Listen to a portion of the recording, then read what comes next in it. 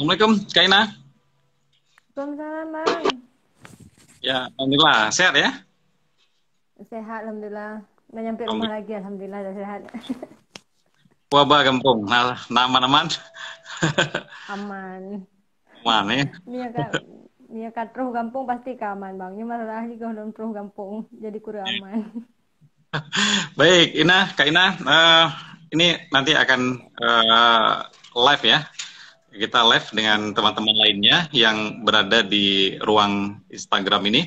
Kita akan berbincang-bincang seputar kegiatan pengabdian masyarakat mahasiswa jurusan Ilmu Perpustakaan dan Informasi Islam IAIN Batu Sangkar yang kebetulan Kak Cut Afrina sebagai pendamping pembina. Kita ngobrol santai aja ya, Kak Ina. Oke. Oke, teman-teman, selamat malam yang sudah bergabung ya, dan teman-teman kelas menulis daring juga nanti akan ikut bergabung di ruang ini. Nama programnya 30 menit bersama Elipsis. Elipsis majalah digital yang diterbitkan oleh kelas penulis daring. Kak Cut Afrina SIP MIP adalah dosen jurusan Ilmu Perpustakaan dan Informasi Islam YN Batu Sangkar. Beliau mendampingi ruang baca Rimba Bulan di Kota Padang Panjang, khususnya untuk pengelolaan manajemen sebuah taman baca. Dan kebetulan untuk program perdana adalah di ruang baca Rimba Bulan. Dan mudah-mudahan akan ikut TBM-TBM lain dibina oleh jurusan Ilmu Perpustakaan YN Batu Sangkar setelah ruang baca Rimba Bulan. Dan kabarnya besok usai programnya. Dan kalau boleh latar belakangnya bisa diceritakan Kak Ina, ini programnya bagaimana untuk Taman Baca? Oke, baik. Assalamualaikum warahmatullahi wabarakatuh. Waalaikumsalam warahmatullahi wabarakatuh. Pertama-tama, yang menjadi latar belakang kenapa kami melaksanakan program kegiatan masyarakat ini, sebenarnya program kegiatan pembinaan taman baca di setiap nagari itu memang menjadi salah satu program kegiatan mahasiswa Ilmu Perpustakaan dan Informasi Islam. Sebelumnya kami juga telah membina beberapa perpustakaan nagari ataupun perpustakaan-perpustakaan yayasan. Salah satunya adalah perpustakaan Nagari Tabe dan perpustakaan Yayasan Suwo di Sungayang, Sungai Tarap ya.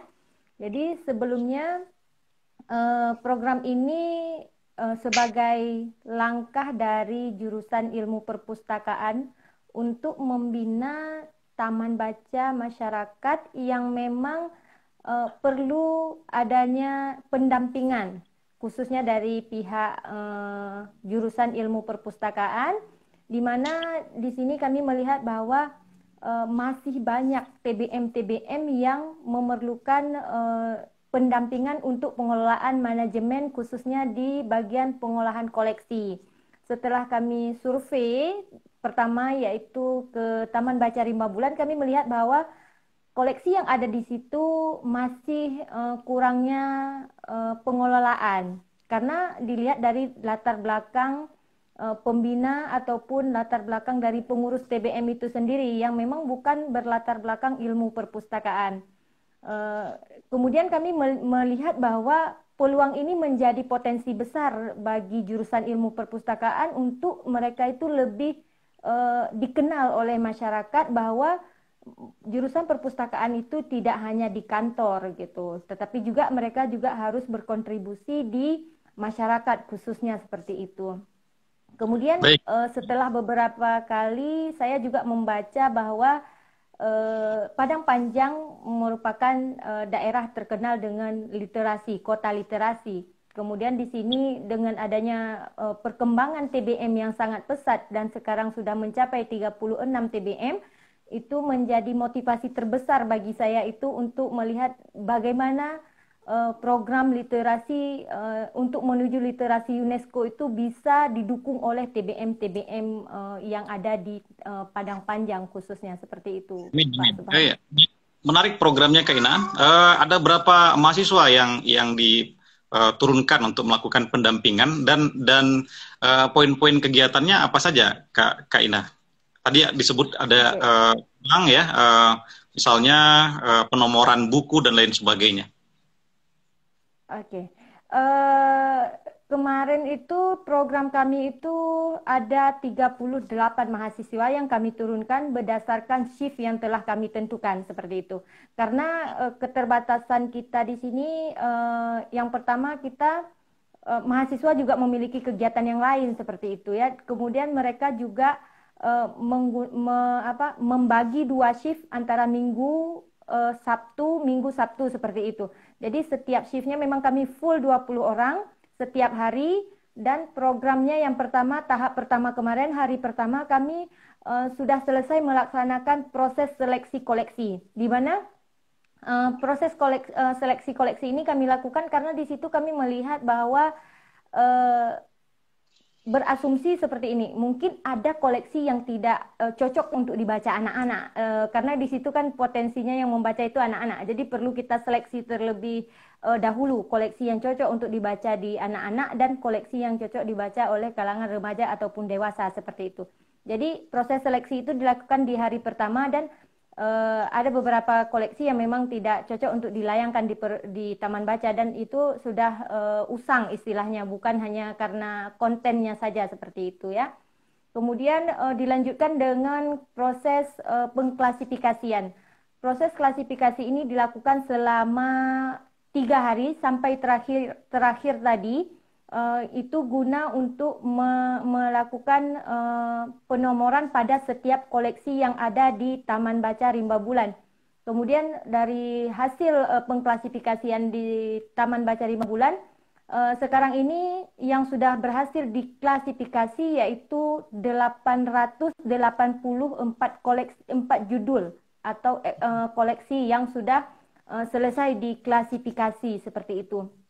Kemudian tadi kami juga melakukan proses penginputan inventarisasi ke dalam sistem data induk yang memang itu menjadi kunci atau keyword bagi setiap lembaga itu, bahwa mereka mengetahui berapa sih jumlah eksemplar dari koleksi yang ada di Taman Baca, khususnya Rimba Bulan ya.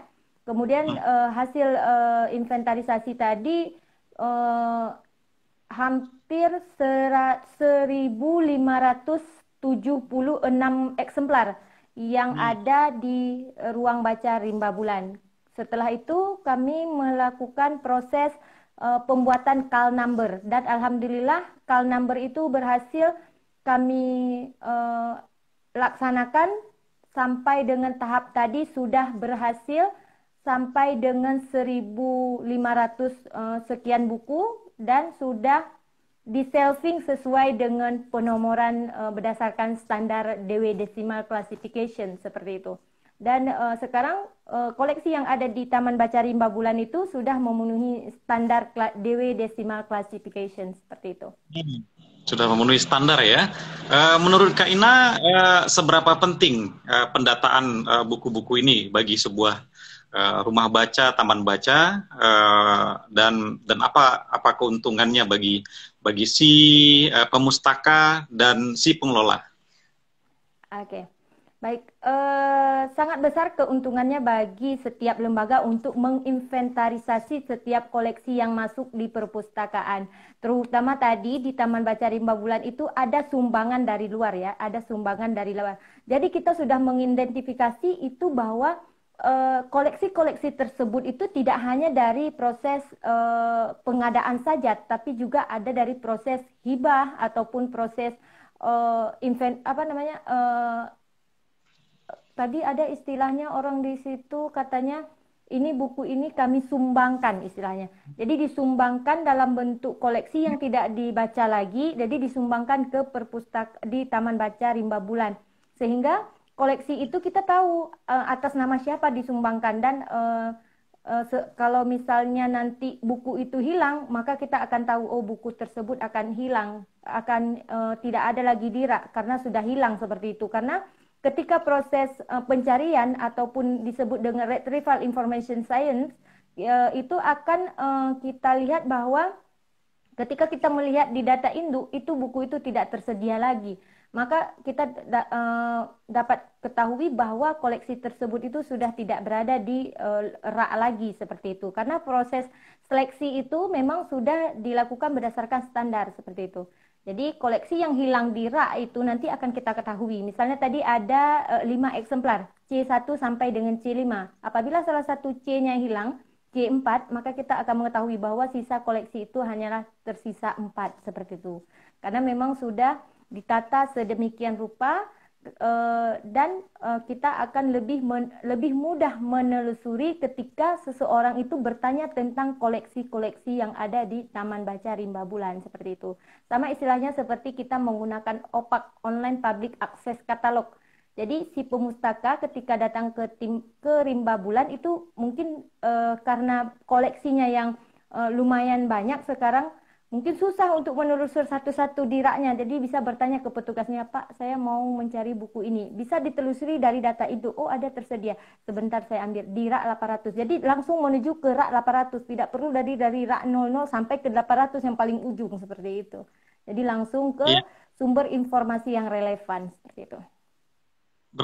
Baik, jadi pendataan ini melalui sistem apa namanya Kak Ina? Kalau tadi disebut OPAK ya, itu ke perpustakaan yang koleksi bukunya banyak lah ya.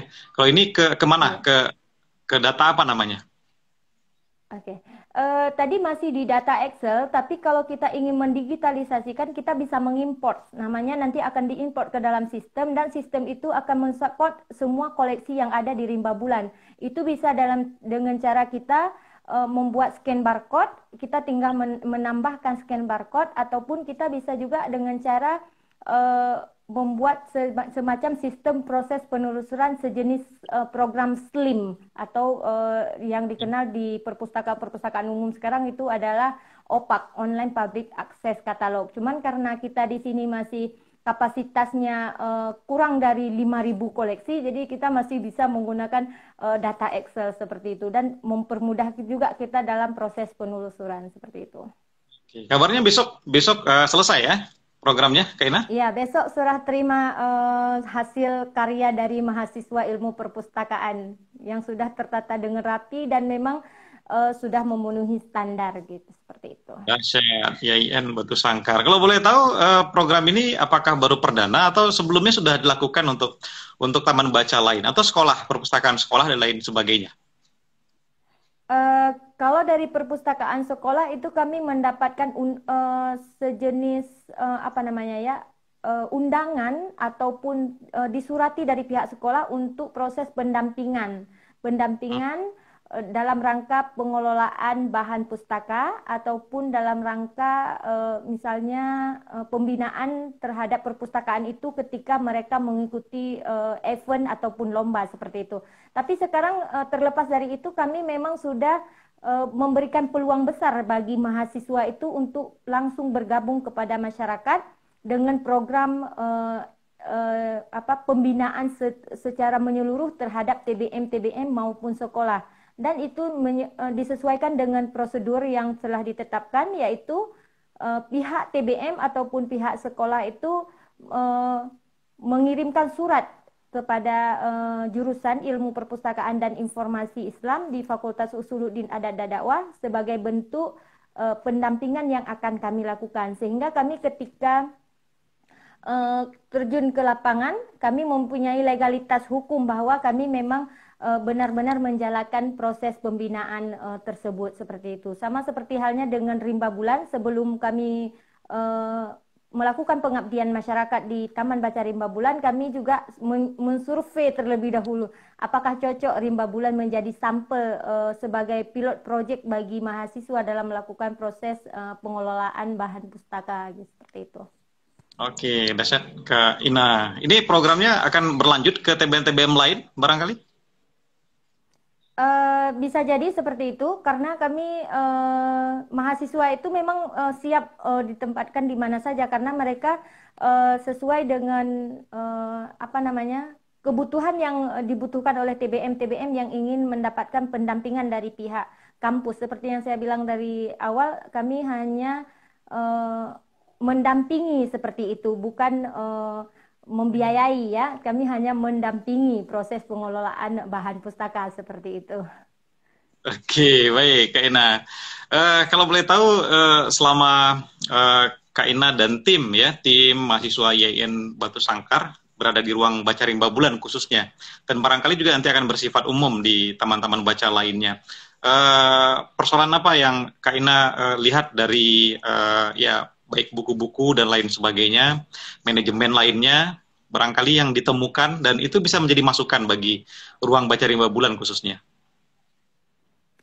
Iya, eh, yang pertama itu mungkin karena seperti yang saya bilang, pengelolaannya yang bukan berlatar belakang ilmu perpustakaan, sehingga proses dari pengolahannya itu masih memang belum tersentuh sama sekali. Adapun yang sudah dilakukan pengolahan itu, yang sudah selesai call number itu, memang harap maklum karena memang semua tidak berdasarkan standar. Jadi semua tadi kami bongkar semua, jadi kami ubah semua dari awal sampai dengan akhir tadi memang sudah sesuai dengan standar seperti itu. Dan itu bukan menjadi kendala bagi kami karena memang dari awal saya sudah briefing mahasiswa kita mulai dari nol, mulai dari seleksi sampai dengan buku itu bisa dilayangkan di di setiap rak-rak yang memang sudah sesuai dengan standar seperti DDC seperti itu. Jadi itu bukan menjadi kendala karena memang dari awal kami sudah berkomitmen seberat apapun rintangan di lapangan itu memang harus siap siaga ya karena memang yang diturunkan itu memang mahasiswa-mahasiswa yang sudah memiliki legalitas dan kompetensi yang memang sudah melalui lulus dengan mata kuliah klasifikasi dan tajuk subjek seperti itu. Luar biasa. Kaina, setelah tertib ya, setelah tertib administrasi, tertib buku-buku yang ditata tadi itu, dampak kedepannya ini bagaimana untuk Taman Baca? Barangkali mereka akan mengikuti perlombaan-perlombaan, lalu tentu salah satu poin yang diperiksa, diseleksi, dilihat adalah ketertiban bahan koleksi tadi itu ya, begitu ya? Iya. Yang Benar pertama ya? dilihat mungkin kalau secara umum itu dari proses inventaris ya. Bagaimana cara mereka dalam menginventaris sesuai standar atau tidak. Misalnya judulnya sudah sesuai dengan yang tertera dengan yang ada di rimba bulan seperti itu. Terkadang judulnya ada, bukunya tidak ada seperti itu. Itu juga menjadi salah satu faktor ketika kita mengikuti lomba. Terkadang itu menjadi kendala bagi kita. Kemudian sesuai nggak penginputannya, ada tahun terbitnya, ada tempat terbitnya, siapa yang menyumbangkan, berapa nomor klasifikasi, berapa eksemplar, kemudian bagaimana sistem pengklasifikasian menggunakan DW Decimal Classification ataupun menggunakan prosedur yang memang ditetapkan berdasarkan dengan standar perpustakaan nasional seperti itu. Termasuk salah satunya adalah pembuatan call number atau ada juga yang istilahnya membuat kartu katalog. Tapi karena kita tadi membuat sistem, jadi kedepannya kita membuat sistem katalog itu dalam bentuk online seperti itu. Itu akan lebih memudahkan ya. Jadi tidak perlu kita memprint secara manual, tapi juga kita bisa mengimport data induk itu menjadi salah satu bentuk untuk proses penelusuran seperti itu. Oke, baik Kaina. Harapannya ke depan bagaimana Kaina dengan adanya program pengabdian masyarakat ini untuk teman-teman bacaan lainnya barangkali belum melakukan hal yang sama. Untuk taman baca yang lain mungkin bisa berkunjung ke Taman Baca Rimba Bulan terlebih dahulu dan mempelajari sedikit tidaknya bagaimana awal mulanya koleksi yang ada di Rimba Bulan before after seperti itu ya. Jadi nanti bisa diceritakan oleh pengurus atau pembina yang ada di Rimba Bulan setelah melihat proses pendampingan dan sebelum proses pendampingan seperti itu.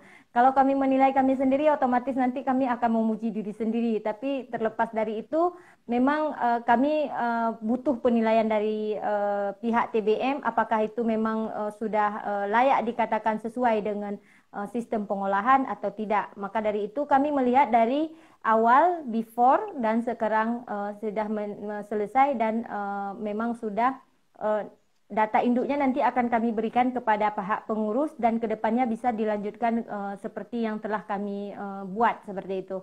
Kemudian bentuk call number-nya juga sudah didesain tadi dan nanti juga akan diberikan kepada pihak TBM. Kami hanya sebagai pendampingan yang memang seluruh datanya itu akan kami berikan kepada pihak TBM seperti itu.